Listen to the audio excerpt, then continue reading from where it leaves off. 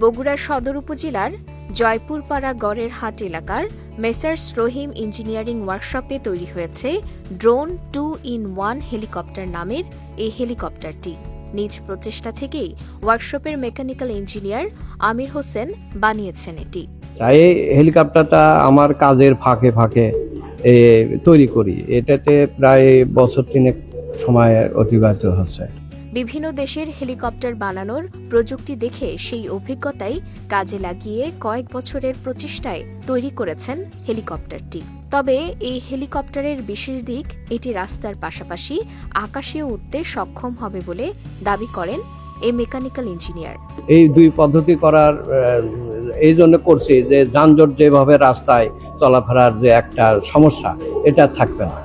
এছাড়াও এই হেলিকপ্টারটি bullet proof এবং শত্রুদের ক্ষেপণাস্ত্র নিষ্ক্রিয় করার সক্ষমতা রাখে বলেও দাবি আমির হোসেনের। ম্যাগনেটিং করে 100 মিটারের মধ্যে একটা বলয় তৈরি হবে। এখানে শত্রুপক্ষে যে গোলায় আসুক সেটা তাৎক্ষণিক নিষ্ক্রিয় করে দেবে, হেলিকপ্টারে স্পর্শ করতে পারবে না এবং এটা আপনার কোনো দুর্ঘটনা হবে না 100%। অন্যান্য হেলিকপ্টার যেরকম দুর্ঘটনা কবলিত করে ধ্বংস হয়ে যায়, মৃত্যুবরণ করে সবাই, এটা তা হবে না। খুব শিগগিরই 2-in-1 নামের হেলিকপ্টারটি পরীক্ষামূলকভাবে উদ্বোধনের পরিকল্পনা রয়েছে। ঈদের পরেই এটি রাস্তায় চলতে দেখা যাবে, আর যানজটে পড়লেই উড়বে আকাশে বলে জানান আমির হোসেন। এই গাড়িটা রাস্তায় চলবে, আকাশে উড়বে। যখন এই রাস্তায় যানজট হলো 2 ফিট 3 ফিট করে সামনে পিছনে গ্যাপটাকে উপরে উঠে চলে যাবে, যাই আপনার গন্তব্যস্থলে নামা যাবে, এরকম বিষয়টা।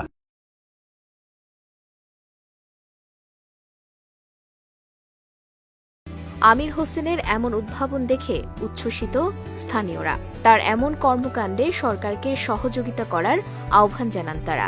এটা দেখে বাংলাদেশের নতুন প্রজন্ম, ইয়ং জেনারেশন উদ্ভাবিত হচ্ছে। তারা খুব আনন্দিত হচ্ছে যে বাংলাদেশে এরকম কিছু উদ্ভাবন হয়েছে। ইনশাল্লাহ ওনাকে সাহায্য সহযোগিতা করা উচিত সরকারের তরফ থেকে বা যে কোনো মন্ত্রণালয় থেকে। মানে এই কাজটাতে, এই নতুন যে আবিষ্কারটাকে অনেক সাধুবাদ জানানো উচিত। তাকে প্রযুক্তিগত থেকে শুরু করে অর্থনৈতিক সব দিকে সহযোগিতা করা উচিত। আমি এই প্রথম হেলিকপ্টার দিলাম অনেক কাছ থেকে। আমার কাছে হেলিকপ্টারটা অনেক সুন্দর, ভালো লেগেছে। আমির হোসেনের এমন কর্মকাণ্ড প্রযুক্তি খাতে নতুন দিগন্ত উন্মোচন করার পাশাপাশি দেশের প্রতিরক্ষা ব্যবস্থায় নতুন মাত্রা যোগ করবে, এমনটাই প্রত্যাশা করছেন স্থানীয়রা। বিজয় টিভি নিউজ ডেস্ক।